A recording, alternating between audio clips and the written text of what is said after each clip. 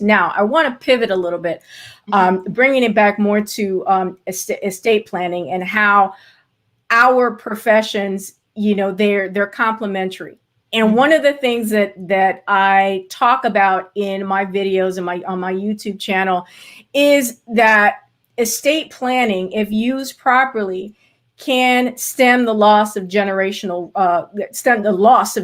wealth, particularly in our community, yes. Right? And proper planning, and I'm all constantly beating that drum. And we, because of lack of planning and just putting our heads in the sand, yes. We have lost billions, I dare say, in assets, other property, because we simply do not take the steps necessary in order to be proactive instead of reactive. We're leaving messes behind when we die to our surviving loved ones. That's right. In your job, in your profession as a realtor, now as a broker, how important, or how does that, I guess, to you, you're stemming the loss of generational wealth, one, and two, talk to how the importance of doing estate plan is about being a good steward, and how you are modeling that for your children. I'm a person who will talk to anyone when we're talking about how we take title to property. I'll tell them all the time, I'm not the expert, and I incline you to please consult an attorney before you make this step. If I talk to young women who are purchasing with boyfriends and, cohabitating and all these sorts of things.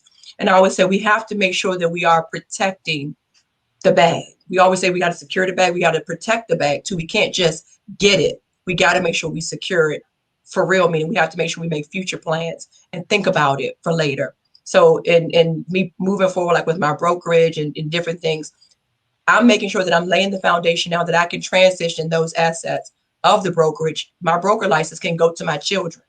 My children can apply to the state and actually assume responsibility for those. That's a tangible asset that we can have. But I have to make sure that I have a will. I have a will I need to update, but I need to make sure that I do that and that those things are in place, whether it's a trust or whatever it is, that you have to make sure that you're forward thinking enough.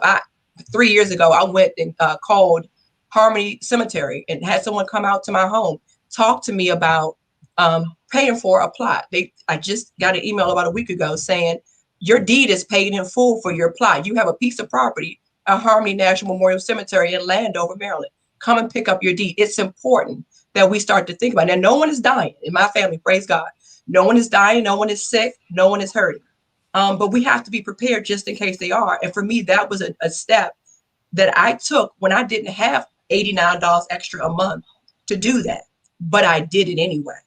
And on the first every month, that payment came out. And to know it's now paid for in full is a relief for me. My mom is 75 years old. It's not if she's going to go. We all have to go. And when I leave, though, but I want to make sure that we leave our houses in order. I want to make sure I leave my house in order and start to getting it in order now. And no, we don't want to think about that and preparing my children for that time when it comes, because it will come, not if it comes, when it comes. So I just always implore people to really, really think about it when you're buying a home. What is it that you want to have happen to it? What do we do with it? How do you protect it? Not just get it. It's not something just to get. And when you leave it here, it's worth something, that I'm helping you to secure something that is actually going to be a benefit to your family and not, a burden, whether you maintain it. Like I said, taking the proper steps to make sure that you have paperwork in order to say that, this is what you want to have happen. Most people will live in Big Mama's house for generations, but nobody actually owns Big Mama's house. The state has it. And if they don't pay the taxes, that's the first telltale sign when we often find out and we see those homes lost to the government. They call it as cheat. The government has cheated you out of your estate. They cheat you out of your inheritance. They cheat you out of your birthright and what was laid up in theory for you. But because they didn't take the necessary steps, our families lose it.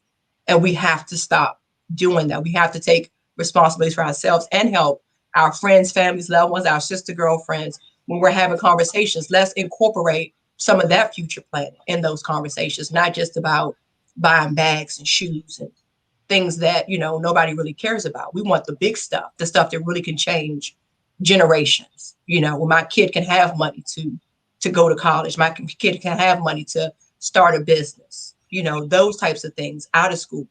You know, I know people who started real estate in their early 20s. Those people are doing very well right now. Millionaires that live right around here that you wouldn't even know. Very unassuming.